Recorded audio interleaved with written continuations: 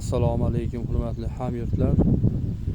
Hurmatli yurtimiz ahli, chorvador, fermer, dehqonlar, mana 2026-yil 13-may Andijon viloyati Qo'rg'ontepa tumani Qorasuv shahridamiz. Mana erta bahorda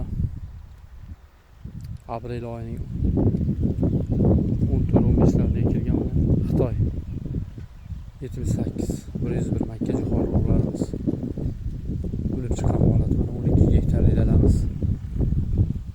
Xudo xolasa a'lo darajada o'lib chiqqan. Mana ko'chat oralari 60-20 sxemada ekilgan. 100 kilodan amofos, 100 kilodan sulfat ammoniy mineral o'tlar bilan ishlov berilgan holatda ekilgan. Mana xudo xolasa bugun birinchi kultivatsiya ishlovlarini boshladik. Mana bir marta suv berilgan urug' chiqarish uchun, undan tashqari bir marta zahar berildi. Hali endi xudo xolasa mana 2 marta kultivatsiya qilib, undan keyin sirazi dori solinadi va barkidan fosforli o'g'it bilan azotli o'g'it qo'shgan holatda suspensiyada ishlov beriladi xudo xolasa. Yana bir narsa, bu yerga girbist qo'llaganmiz. Mana girbist o'tni ko'ryapsiz, mana o'sha qurigan, qurishni boshladi. Makka jo'xorilarimiz a'lo darajada rivojlanishi zo'r. Mana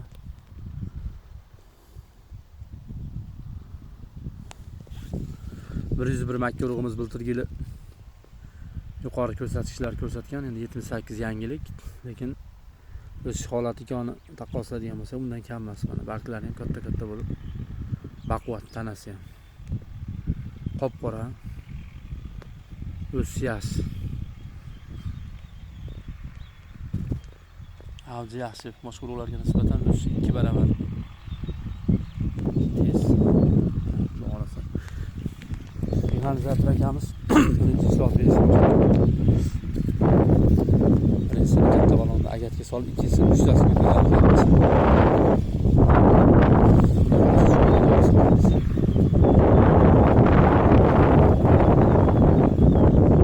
deyarli yo'q. Zarar bilanlar bir marta yengil zahar berildi. Sababi ozgina balki hikmata tekshirib qo'ygan ekan, shuni hisobiga zahar berildi yengil.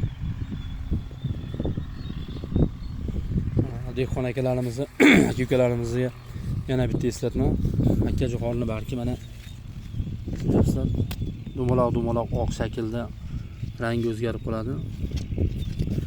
Bu girbistni ta'siri ozgina ekinni stressga tushiradi. Shuning uchun girbist sepgandan keyin 3-4 kundan keyin imkoniyat bo'lsa azotli o'g'it va fosforli o'g'itdan kaliy, magniy tarkibi turli xil moddalardan iborat mikroelementlardan tashkil topgan mineral o'g'itlardan karbamid qo'shgan holatda bir suspensiya qilish taklif qilib qolamiz.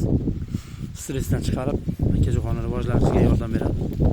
Bu stressga endi tushishiga sabab makka jo'xorini bosh tomondan texnika traktor kelib purayotgan mahalda ko'p oshiqcha yuvib yuborgan, barkidan kraniyni bekitmaganda shu holatda, shunaqa holatda ro'y bergan.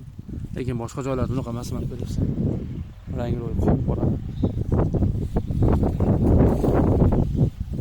tanasi baquvvat, mana bitta tanasi baquvvat, lekin katta bo'lyapti.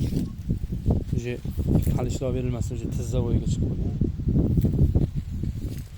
Mana begona o'tlarga girbist ta'siri. Mana tagida qor shalpayib, mana ko'ryapsizlar, yapaloq, nina, hammasi bir tekisda sekin sepilganiga hali ko'p bo'lmadi, endi asta-asta quriyapti.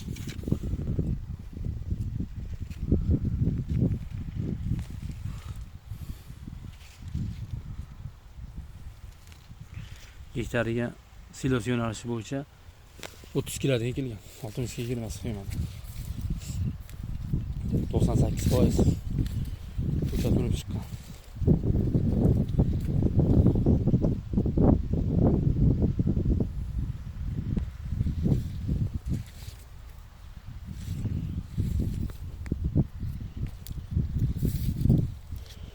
Kuzatib borayotgan shu gruppa kanalimiz ahliga, dehqonlarga bitta eslatma.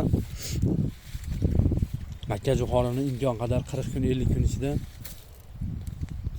2 martadan o'g'itini berib, suvdan chiqarib olgan yaxshi.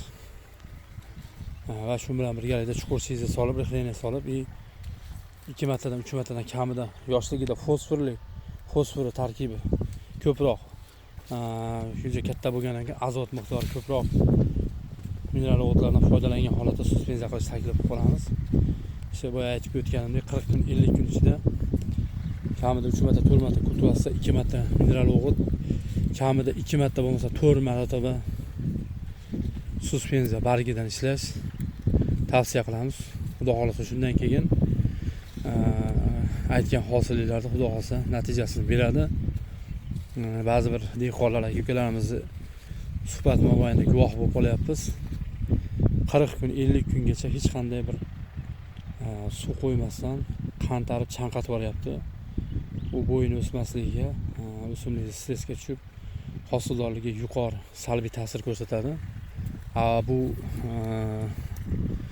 yo'nalish avvallari bo'lardi, o'zimiz eski Xrushchev makkalarga nisbatan qo'llanardi bu agrotexnik ishlar, lekin bu chetdan kelib kelayotgan ular aksariyat 80-90% ga suvga talabchan, shuning uchun vaqtida boya aytib o'tgandek 40 kun 50 kun ichida suv berish, 2 martadan kamida 2 martadan o'g'itdan mineral o'g'itni berib, ishlovni berib bo'lgan holatida bo'yi 1.30 ga chiqib qolgan holatlar bo'lishi kerak. Shunda xudo xolasa aytilgan hosilni beradi. Bergandan ko'rsatgan natijasi xulosa yaxshi bo'ladi. Mana ko'ryapsizlar, barglari ham juda baquvvat. Tanasi ham yo'q. Bir tekkizta chiqqan, baquvvat, qop qora. Rivojlanishi yaxshi.